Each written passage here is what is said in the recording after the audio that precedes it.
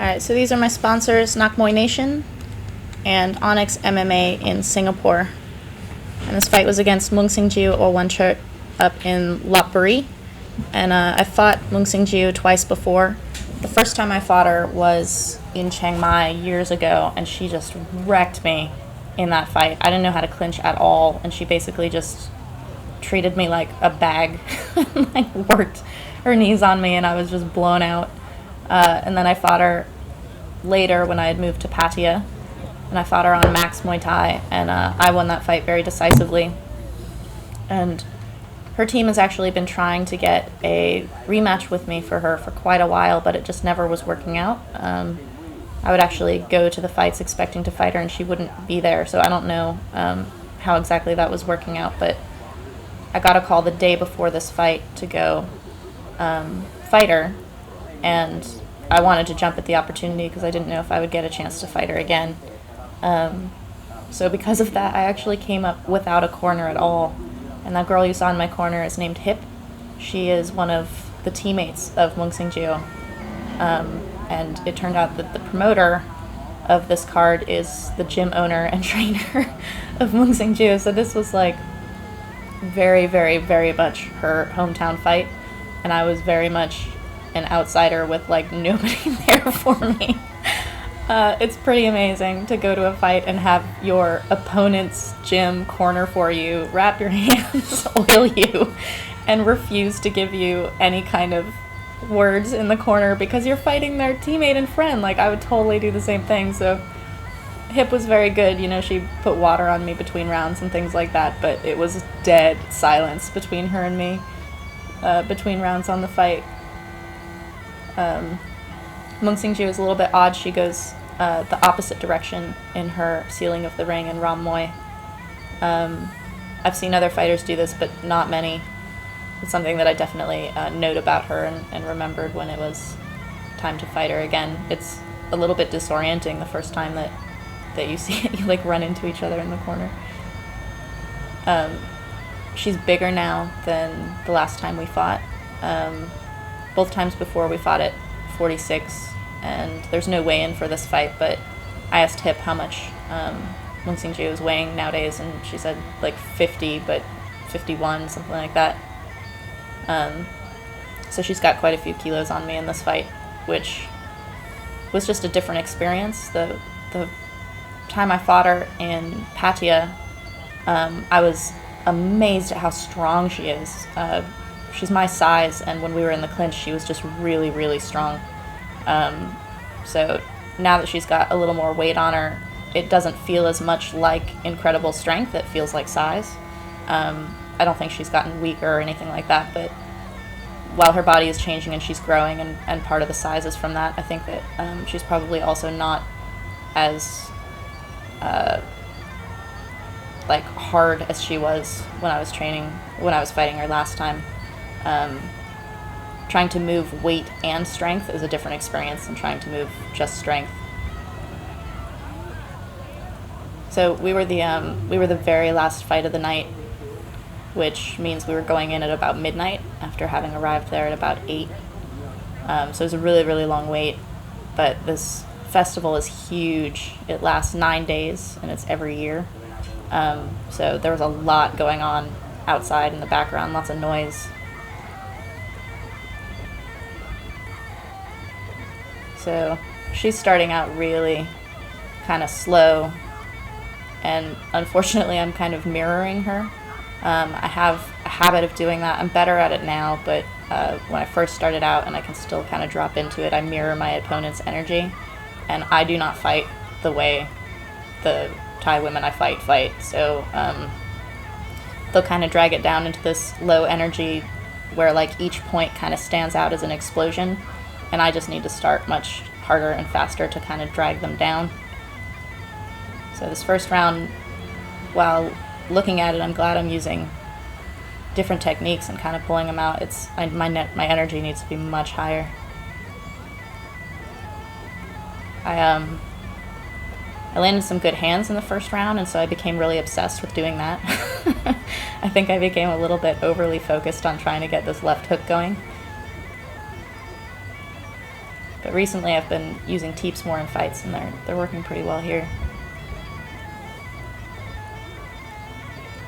Because Hip was not talking to me at all in the corner, there are these gamblers in my corner that when they realized I speak Thai, became my like cornermen.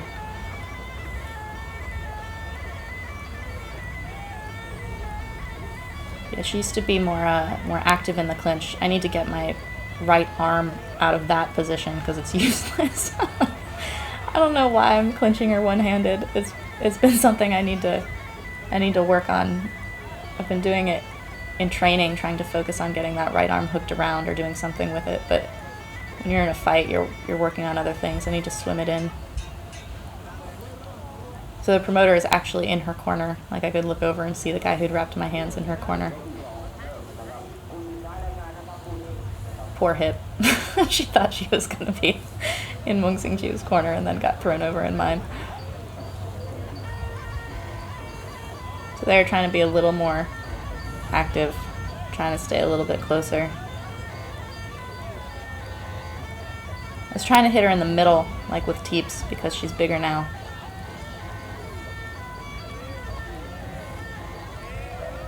I was landing those chicken wing knees pretty well. Wow, that right hand's got to come in.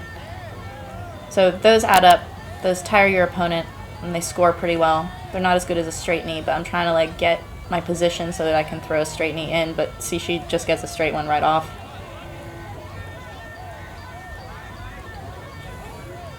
It was pretty well divided, the crowd, in terms of who they were pulling for. I think that a lot of them knew this was a super hometown thing for her, and so they were betting maybe long odds on me. All these guys you can see down on the right, those were all betting for me. There's that right hook I was trying to get going, but then not combining it with other things.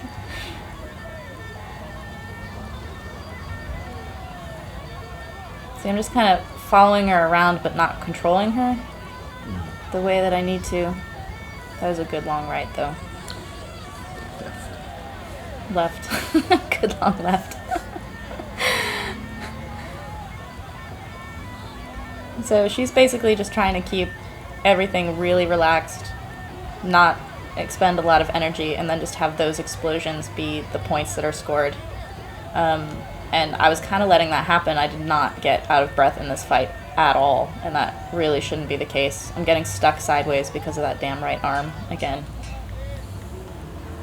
I had this, this hematoma on my shin. It's like this bubble just from fighting a lot in the last month, and it just hasn't healed yet. And before I knew that Hip was from my opponent's corner, she had given me my oil massage, so I know she'd seen it, and I was like, oh crap, I don't want Muangsingjiew to know about that, but she didn't focus on it at all, so maybe it was not part of her game plan at all. Yeah, so she wants those bursts of like punch, punch, punch, kick to be the defining points of the fight, and basically do nothing else in between. So I'm trying to score these points here and tire her out. There goes my jump, finally. But that right arm, that damn right arm, you can see my glove does not need to be where it is, just kind of like hanging on the outside of her arm. I need to swim that in, push her face.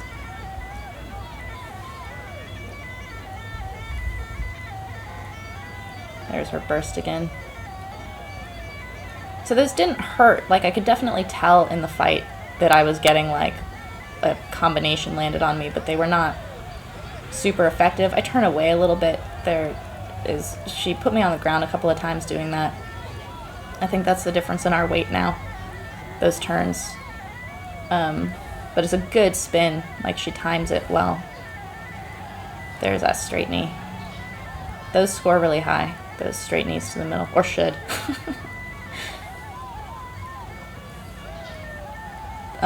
Before the fight, someone had come up and asked me how much I wanted to do for Darmpan, which is the side bet. Each corner puts in 50-50, and winner takes all. And I just laughed at the guy who asked me. I came up without a corner, and the promoter, gym owner, team of my opponent was taking care of me. I was like, there's no way I'm doing a Darmpan. Like, that's not how that works. So she's just doing this, backing up. I'm in the lead game the entire fight. This is only round 3. scores high. That damn right arm. Gotta swim that in. But here I remember, I get her down, that elbow landed right at the end of the round, and her face was so pissed. She did not like that elbow. I haven't really landed a lot of elbows on the face like that, although the elbows I've landed tend to be that kind of downward one.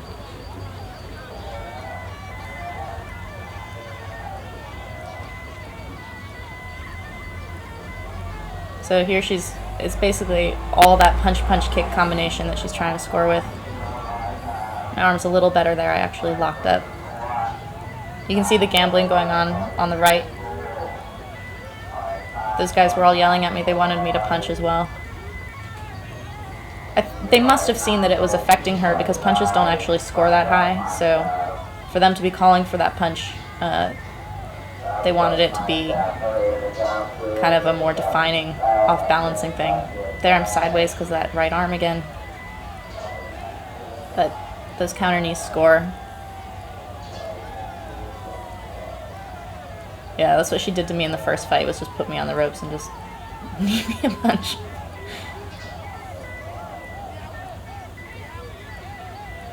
That was a good knee. My hand touched there. But there's a good lock.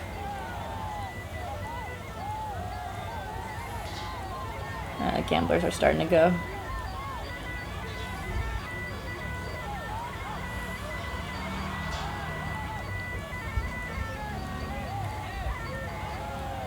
Yeah, so my lock is doing alright. Couldn't get her down there. She's bigger now.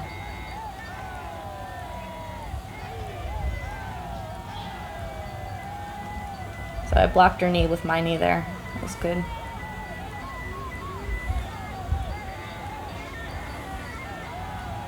So I'm following her. I've been following her the whole fight because she's just backing up all the time. But when you're the one following, you have to catch the person and get points on them. That was a good throw on her part. Right at the end. Alright, so this is the 5th round. And on a very close fight, the 5th round is really important. They always have you hug, shake hands, whatever, before the 5th round. And usually you can tell who's ahead by the fighter who's going backwards, basically defending their lead. And she's been going backwards this entire fight, but she actually comes forward and stands in more in the 5th round, which shows that she is trying to take a lead rather than hold a lead, especially given that it's a change from the way she's been fighting and then into the 5th round, which is so important. So this is a very close fight. She's showing it's a close fight, that she recognizes that. I'm scoring with these knees here. And then she gets me down, which is a huge point, big in the 5th round. So now I have to come after her and try to get this point back. She's keeping me off pretty well there. That's beautiful. But here I catch her, knee her, put her down for a second. When she gets up, I grab her, and I'm kneeing her in the face right there. You can't see it.